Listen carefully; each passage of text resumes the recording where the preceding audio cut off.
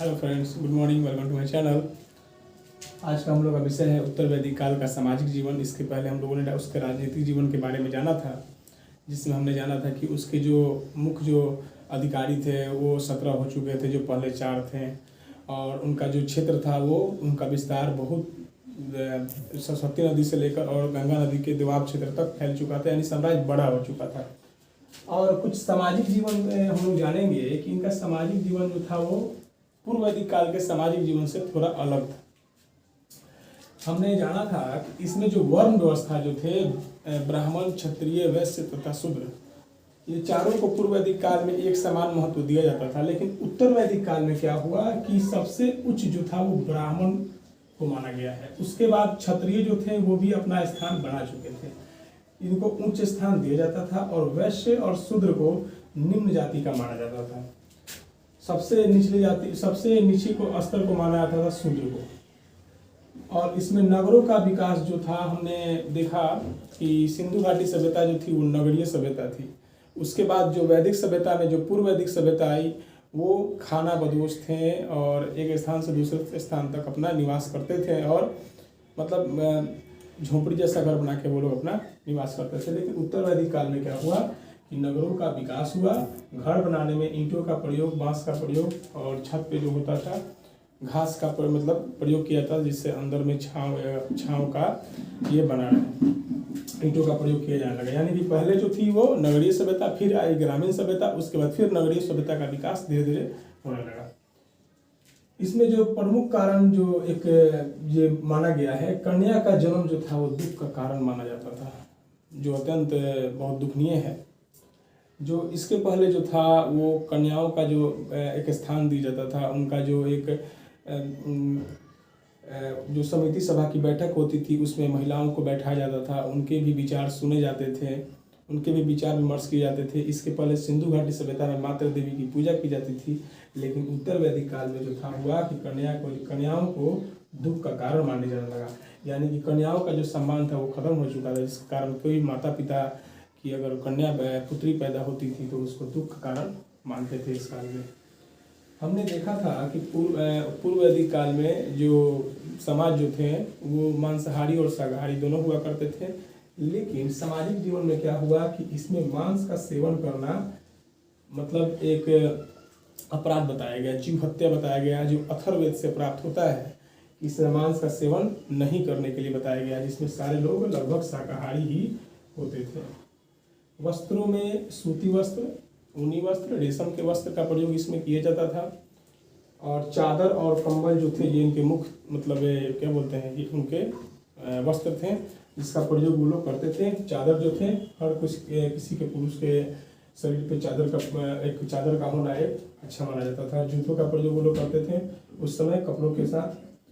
सोना और आभूषण में वो लोग सोना और चांदी का प्रयोग करते थे, जिसमें स्त्री और पुरुष दोनों इसके शौकीन हुआ करते थे। हम लोग सिंधु घाटी में ही पढ़ा था उस समय भी जो लोग थे वो स्त्री और पुरुष दोनों जो थे वो आभूषण का प्रयोग करते थे। लेकिन इसमें जो है वो सोना और चांदी का प्रयोग किया जाता था, उसमें तांबा का और पत्थरों से बने हुए आभूषण का प्रयोग किया जाता था। इसमें जो सबसे प्रमुख जो विस्तार हुआ वो शिक्षा का विकास। इसमें शिक्षा का एक विकास बहुत तेजी से फैला।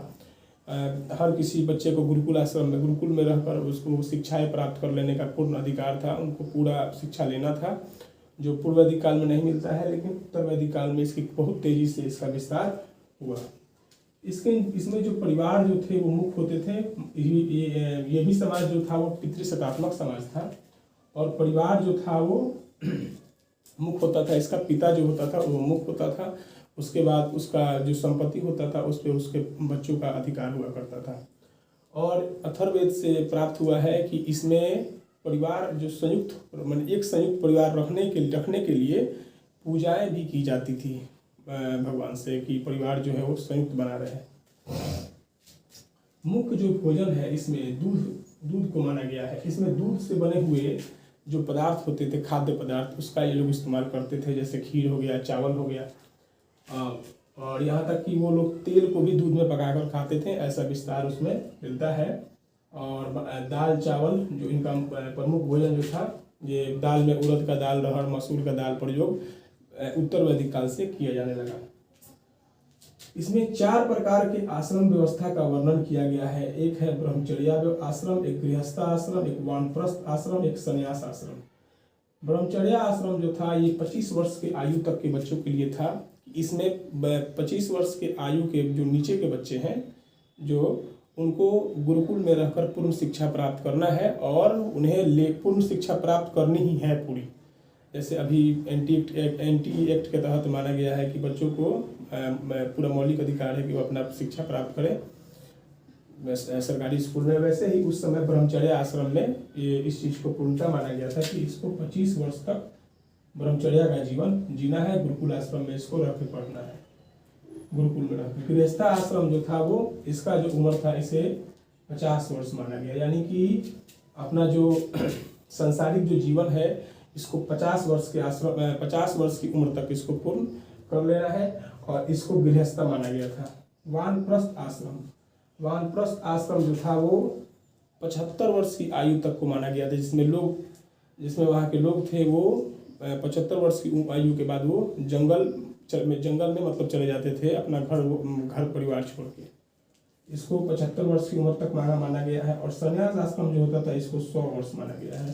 संन्यास आश्रम यानी कि जब 75 के बाद जो उम्र 100 के बाद जो उम्र निकल जाती थी उसके बाद लोग जीवित रह जाते थे, उन्हें संन्यास की उपाधि दिया जाता था और उन्हें एक कंबल एक लाठी लेकर और मतलब उनको भ्रमण करने के लिए कहा जाता था ताकि वो लोग, और उनको मोक्ष की प्राप्ति भी माना गया है अथर्ववेद में।